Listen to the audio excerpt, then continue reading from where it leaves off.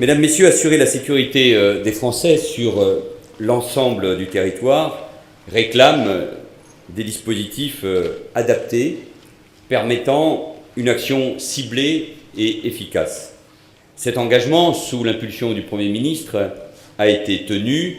64 zones de sécurité prioritaires, nous l'avons martelé tout au long de cette journée, ont d'ores et déjà été créées. Il fallait en effet agir. Notre société, vous le savez comme moi tous, fait face à une délinquance qui change, à une délinquance en perpétuelle mutation. Elle est, si on veut la qualifier rapidement, de plus en plus violente. Elle implique des individus de plus en plus jeunes, souvent très déterminés. Et elle se dirige aussi vers de nouveaux territoires, jusqu'à présent plus ou moins épargnés, suscitant un profond sentiment d'insécurité de la part de nombreux concitoyens. Cette mutation de la délinquance doit se traduire par des adaptations dans les stratégies et les moyens mis en œuvre afin de mieux la combattre. Et c'est la raison de notre rencontre ici à Lyon dans le cadre des journées de sécurité. Nous avons souhaité nous rencontrer aujourd'hui pour faire un premier bilan, mais surtout pour que nous échangions insuffisamment et que nous puissions tirer, et c'est l'essentiel, ensemble les enseignements de notre action. Je salue la ministre de la Justice, la garde des Sceaux, Christiane Taubira, dont la présence ici aujourd'hui témoigne de ce que nous faisons chaque jour depuis un an, côte à côte. Chaque jour, j'exagère un peu, mais pas loin. Faire travailler ensemble les forces de l'ordre et de la justice. C'est là une condition première de l'autorité de l'État. C'est là le gage surtout de notre réussite collective. La présence dans cet auditoire, aux côtés des cadres de la police et de la gendarmerie, des nombreux procureurs généraux et procureurs de la République, illustre avec force cette nécessaire complémentarité et je tiens à les en remercier. Les LSP reposent avant tout sur, et je veux y insister, un principe de proximité. Un des acquis majeurs des LSP est justement d'avoir permis de redonner du souffle à l'initiative locale. D'Amiens à Saint-Gilles, de Strasbourg à Bordeaux, de Nice, Madame la Ministre, à Kourou. Leur déploiement a permis de renouveler les méthodes, de modifier les schémas, d'apporter des changements profonds, et ça n'est pas fini. Le premier d'entre eux, c'est le renforcement de la coordination des forces de sécurité intérieure. Pour être cohérente et efficace, une politique de sécurité doit effectivement s'appuyer sur tous les savoir-faire de la police et de la gendarmerie. Sécurisation de proximité, rassurante au quotidien et dissuasive en cas de tension. Action antidélinquance ciblant les multiréitérants.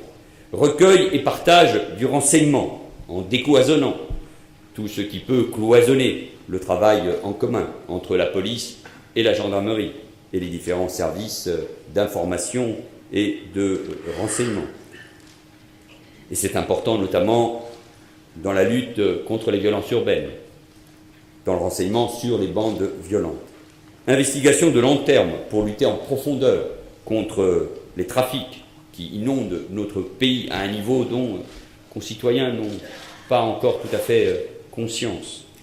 Action de prévention, bien sûr, pour inscrire les efforts dans une perspective de long terme. Toutes ces compétences doivent être coordonnées si l'on veut faire reculer durablement la délinquance. Il ne faut pas se voiler la face. Dans certains quartiers, dans de nombreux quartiers, les habitants ont un sentiment de désarroi face parfois à des pouvoirs publics qu'ils jugent impuissants. Et parfois la crise de confiance est plus profonde encore. Et la crise économique accentue évidemment ces césures. Les relations avec la population, vous l'avez abordé, doivent donc elles aussi faire l'objet d'un véritable changement. Mesdames, Messieurs, les LSP constituent un changement dans les méthodes, dans l'approche partenariale, dans les relations avec nos concitoyens. Tout ceci avec un seul objectif, améliorer en profondeur, durablement le quotidien des habitants des territoires les plus confrontés à l'insécurité. Et en d'autres termes, il s'agit d'obtenir des résultats. Le déploiement des LSP constitue une politique prioritaire. Des territoires ont été sélectionnés sur la base de critères objectifs, dans le cadre d'une concertation interministérielle.